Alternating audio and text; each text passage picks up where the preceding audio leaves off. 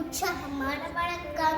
இன்றைய உரையிலிருந்து 531. நான் இன்னைக்கு இந்த பூவை பற்றி சொல்லுவேன்.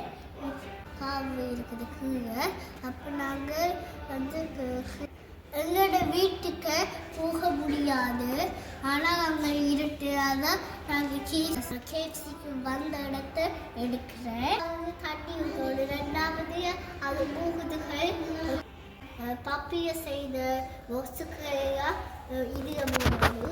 மூன்றாவது நம்பரைய நாங்கள் மீஞ்சிட சாப்பாட்டுகள் எலும்புகள் நாங்கள் மிச்சம் வச்சதெல்லாம் இதில் போடணும்.